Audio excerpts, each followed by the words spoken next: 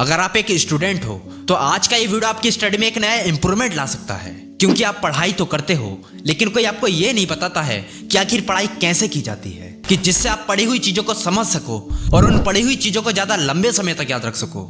School college में teacher बस आपको बोल देते हैं कि ये चैप्टर आपको घर से पढ़कर आना है, लेकिन वो कभी ये नहीं बताते हैं कि वो चैप्टर आपको पढ़ना कैसे है। और जिस वजह से हमारा एग्जाम में हाल क्या होता है, यार ये चैप्टर तो मुझे समझ में नहीं आया था, यार ये वाला क्वेश्चन तो याद किया था लेकिन अब याद ही नहीं आ रहा है। तो अगर ये प्रॉब्लम आपके साथ भी होती है तो आज की इस वीडियो का एंड तक जरूर देखना। आज की इस वीडियो में मैं आपके साथ अपनी एक्सपीरियंस पर बेस्ड 3 इफेक्टिव टिप्स शेयर करूंगा कि जिनको खुद मैंने अपनी स्टडी टाइम में और एग्जाम टाइम में यूज किया है, और यकीन मानना इन टिप्स के यूज से आपको अपने स्टडी में रिजल्ट नेक्स्ट लेवल मिलेंगे। तो ज्यादा टाइम वेस्ट ना करते हुए इस वीडियो को शुरू करते हैं। टिप्स नंबर 1, अपने पूरे दिन का एक परफेक्ट रूटीन सेट करो। देखो, आपके डेली रूटीन का आपका स्टडी पर बहुत ज्यादा इंपैक्ट पड़ता है, इसलिए ये चीज आपके लिए बहुत ज्यादा इंपॉर्टेंट हो जाती है कि आपका स्टडी रूटीन एकदम बढ़िया होना चाहिए, जिससे कि आप अपनी पढ़ाई बहुत अच्छे से कर पाओ। इसलिए आप अपने रूटीन को इस तरह से सेट करो कि उस रूटीन के अंदर वो सारे सब्जेक्ट इजीली कवर हो जाएं जो सब्जेक्ट आप पढ़ते हो, और इसके साथ ही साथ आपको स्टडी के बीच में और भी काम करने को मिल जाए जो आप करना चाहते हो, जस्ट लाइक टीवी देखना, दोस्तों से बात करना, वीडियो देखना वगैरह वगैरह। क्योंकि लगातार पढ़ते रहने से भी माइंड पर बहुत ज्यादा प्रेशर पड़ता है और फिर एक टाइम बाद पढ़ने का मन ही नहीं करता है। इसलिए जरूरी हो जाता है कि आप अपनी पढ़ाई के बीच में थोड़ा सा गैप लो। लेकिन अब सवाल आता है कि आप अपना स्टडी रूटीन सेट करोगे कैसे, कि जिससे आप अपनी पढ़ाई भी अच्छे से कर लो और बाकी जो काम है आप उनको भी कर लो। तो ये करना बहुत ही सिंपल है। फॉर एग्जाम्पल, जैसे मान लीजिए आपके पास 5 सब्जेक्ट है, तो उसमें से सिंपल सब्जेक्ट को 1 घंटे के ब्लॉक में डिवाइड कर दो और डिफिकल्ट सब्जेक्ट को 2 घंटे के ब्लॉक में डिवाइड कर दो। और कोशिश ये करो कि आपके जो डिफिकल्ट सब्जेक्ट है वो मॉर्निंग या इवनिंग के टाइम में ही रहे, क्योंकि इस टाइम पर हमारा माइंड बहुत ज्यादा एक्टिव होता है।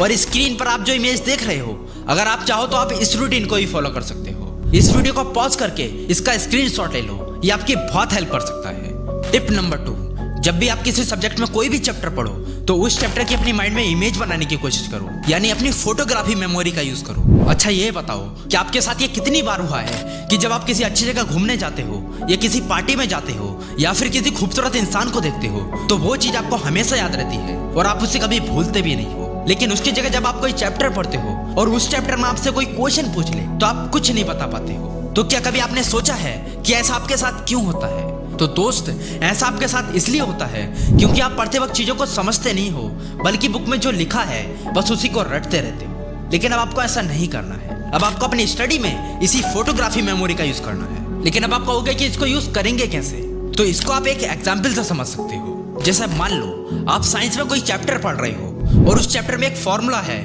अल्कोहल बराबर C2H6O, तो आपको इसकी अपनी माइंड में एक इमेज बनाने की कोशिश करनी है और अपने माइंड को अंदर ही अंदर बोलना है कि ये चैप्टर मुझे याद हो गया है। अब आप कहोगे इससे क्या होगा, तो देखो ये जो हमारा माइंड होता है ना, ये बहुत पावरफुल होता है और ये माइंड बहुत सारी चीजों को याद रखता है जो आप देखते हो, सुनते हो और जो आप इसको बोलते हो, ये सब कुछ याद रखता है। क्योंकि हर इंसान की फोटोग्राफी मेमोरी बहुत पावरफुल होती है। इसलिए अब आप जब भी कुछ पढ़ने के लिए बैठो तो पढ़ते टाइम उसकी इमेज अपने माइंड में बनाने की कोशिश करो, क्योंकि ऐसा करने से 90% चांस बन जाते हैं कि आपको पढ़ी हुई चीजें लॉन्ग टाइम तक याद रहेंगी। और हाँ, पर्सनली इस पॉइंट का यूज मैंने अपनी स्टडी में बहुत अच्छे से किया है, तो इसका यूज आप भी कीजिए। टिप नंबर 3, पढ़ते समय अपने आसपास के डिस्ट्रैक्शन को दूर कर दो और अपना पूरा फोकस अपनी पढ़ाई पर रखो। देखो, आप अपनी पढ़ाई में इंप्रूवमेंट लाने के लिए चाहे कितनी भी वीडियोस में बताई गई टिप्स ट्राई कर लो, लेकिन उसका आपको तब तक कोई फायदा नहीं होगा जब तक कि आप अपने आसपास के सभी डिस्ट्रैक्शन को दूर नहीं करोगे। क्योंकि डिस्ट्रैक्शन एक ऐसी चीज है जो अच्छे को अपने गोल से भटका देता है,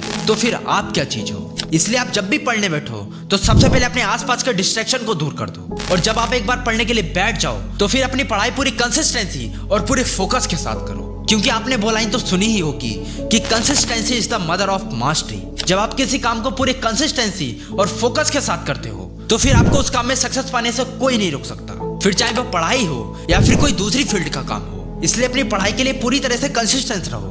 तो ये थे 3 टिप्स, तो इन 3 टिप्स को फॉलो कीजिए। दुआ करता हूँ आपको अपने एग्जाम में अच्छा रिजल्ट मिले। और लास्ट में ये बात जरूर कहूंगा कि कभी मेहनत करने से पीछे मत हटना, क्योंकि जो इंसान मेहनत करता है उसकी मेहनत कभी बेकार नहीं होती है। तो आप भी मेहनत से पढ़ाई कीजिए। मिलते हैं अगली वीडियो में, तब तक के लिए जय हिंद, जय भारत।